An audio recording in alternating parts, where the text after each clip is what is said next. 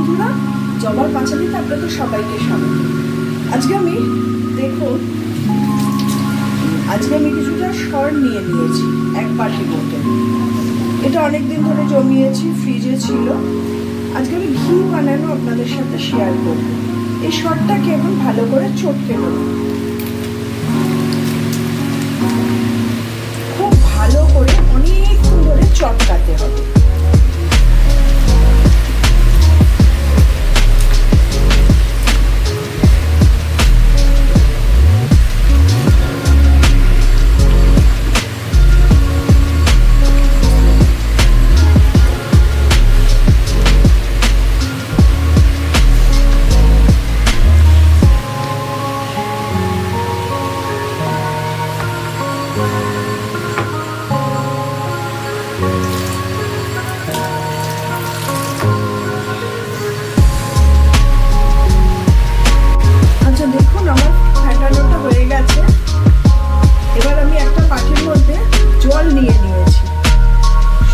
Normal জল এবার এর মধ্যে দিয়ে দেখবো,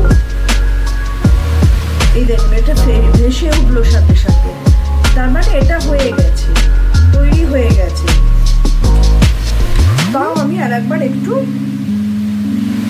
মেখে নেবো আবার। আচ্ছা, এবার হয়ে গেছে, আমি এর মধ্যে একটু জল দিয়ে দেবো।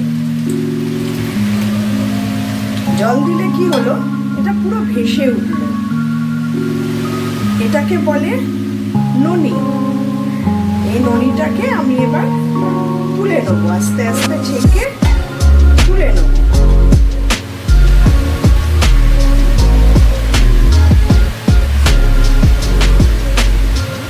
এই দেখো,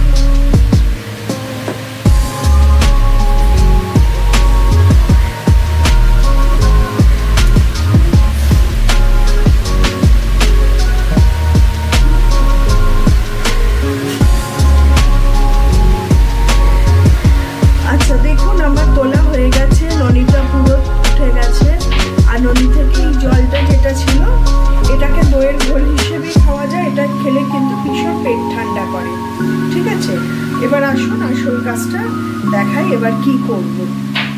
শুরু করে দিয়েছি। আচ্ছা, এবার গ্যাস জ্বেলে নিলাম।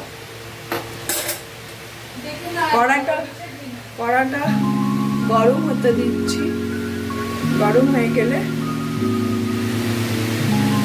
একটু গরম করে নেব, দিয়ে গ্যাসটাকে কমিয়ে দেবো। কড়াটা গরম হয়ে গেছে, এবার গ্যাসটাকে কমিয়ে দেবো। দিয়ে এই যে এইটা যে ননিটা হলো, এটা এর মধ্যে ঢেলে নেব। এবার গ্যাস কমিয়ে পুরো কমানো থাকবে, কমিয়ে আস্তে আস্তে এবার নেড়ে যেতে হবে। এবার এটাকে হতে দিতে হবে।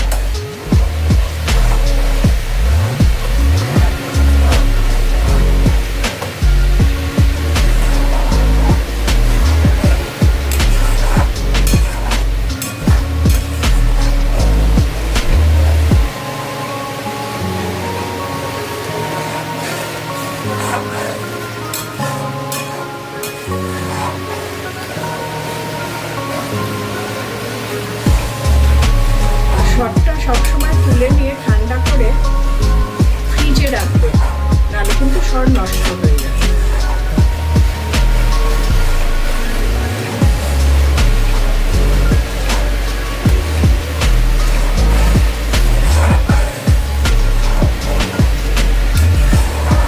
দিন 10-12 হবে এরকম, আমি ঠিক মনে নেই, গুনিনি। এই কদিনে আমি সরটাকে জমিয়েছিলাম, তার জন্য খুব একটা বেশি সর হয়নি।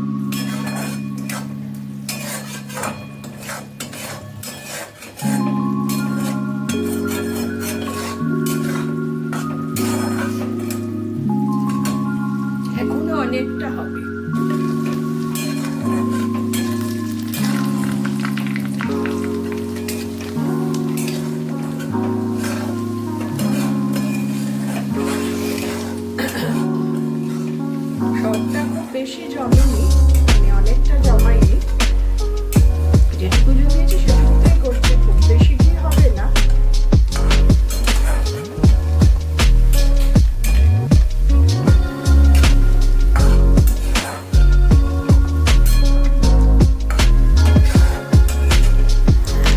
আচ্ছা, এবার আমার এটা হয়ে গেছে প্রায় কমপ্লিট। এটাকে কিন্তু এবার ছেঁকে নেওয়া হবে, ছাঁকনি হোক পরিষ্কার কাপড় হোক, তাতে ছেঁকে নিয়ে ঘিটা বার করা হবে। এবার গ্যাসটাকে আমি অফ করে দিলাম।